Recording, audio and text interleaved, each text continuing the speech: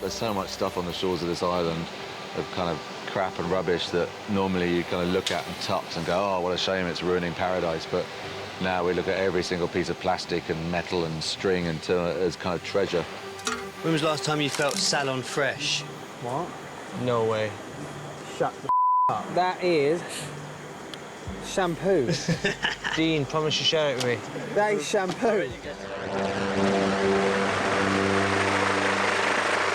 island might look like paradise, but if you were marooned here with nothing, trust me, it would be hell on earth. I chose to base my experiment on a remote desert island in the Pacific Ocean, more than 5,000 miles from Britain. I think there's something appealing about doing this on an island for a couple of reasons. First of all, there's nowhere to run. You're stuck on this limited space, and that forces issues. The other reason is that I think people often think of desert islands as nice places. The reality is they're deserted for a reason. There's very little running water, and these things are covered in snakes, in tarantulas, and scorpions. You've got crocodiles, you've got sharks, and it forces issues because it's an unforgiving, unrelenting environment. But despite the dangers, the men survived. Well, I can see their fire. There he is, boys. Hit the bell. Come on. 1 month after dropping them off, I went back to see for myself what the men had achieved. Wow, look at you guys. Hairier, Yeah, a little skinnier, Yeah. but hopefully smarter. Wow, congratulations. Yeah, mate, thank you. Congratulations. Good to see Will you show me your camp? Come in. Good. Come in. So this is what we call home. And do you often have Tony? That is Tony's spot. Good to see you, Bear. Congratulations. Well done, you. Thank you very Well much. done, you. I love it. I love your throne. So I clocked them all in, I clocked them all out, safety, security, and I'd like to be the last on the boat to make sure they're all on. Shoe stores, obviously. Table kindly made for us by Joe. Hanging machetes, torches, buckets, coconuts. It's good. I mean, this is a real semblance of community. I love that. Look at that. Yeah. You've got a front door. Camp Bassie. Yeah. Shirley Island, Camp Bassie. So why Shirley Island? Because every time we went out looking for food, it was like, surely we're going to find something today. Surely we're going to find something tomorrow. And surely enough, we did. Shirley Island. Genius.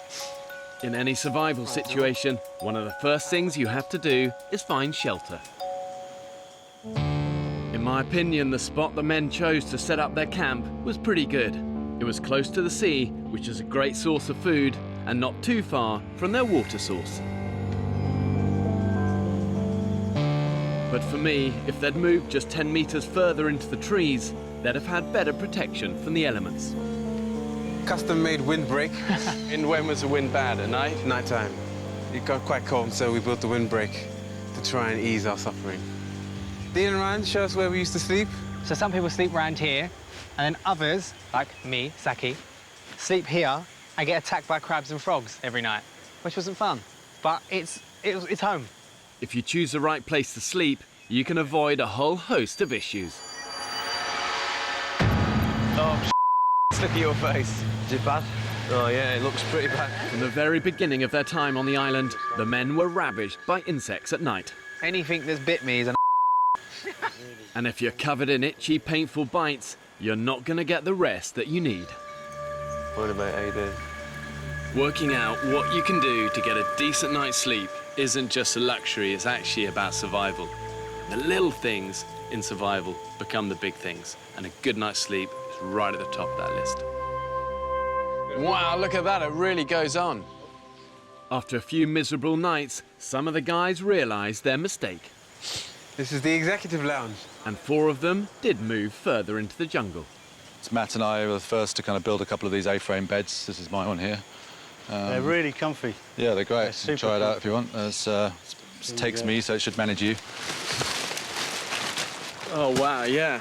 I would have thought that's an awful lot comfier than lying on the ground, God, yeah. you know? It's been home for 28 nights and actually gets pretty comfy, and you can look at the stars in the canopy.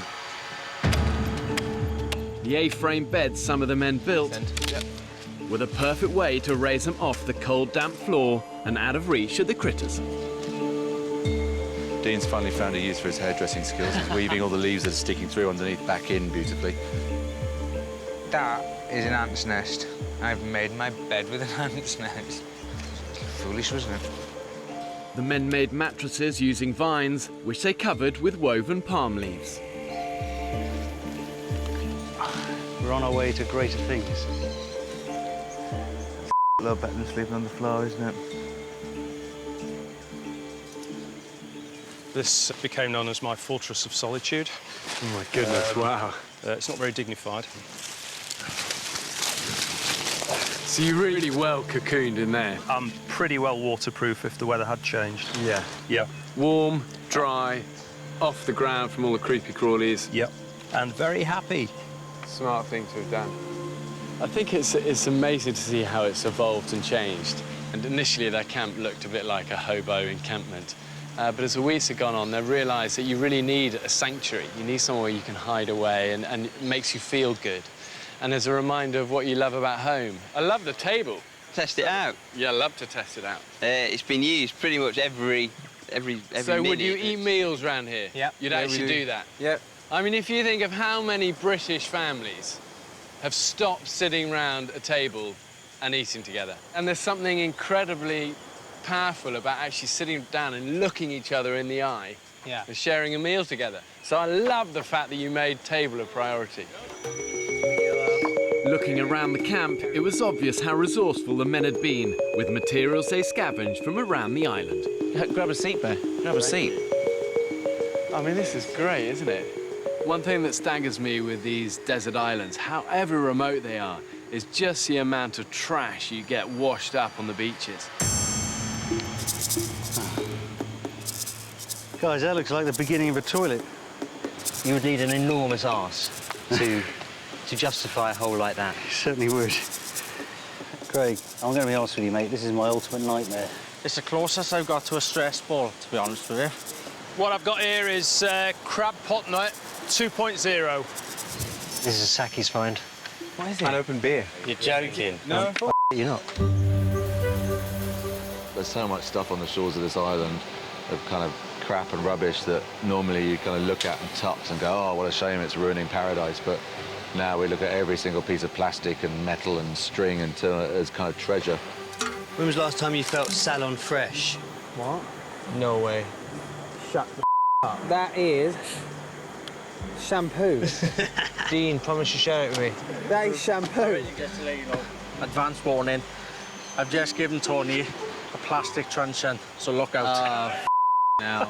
To keep the boys on the toes, I've got an enforcer. It's always embarrassing to be a human. The that we are jettisoning into the sea that is being washed up on shore is phenomenal. Taff manages to find a place. Let's have a look at them bad boys. One black one, one blue one. They're not the same colour, but they're the same make. They're the same make.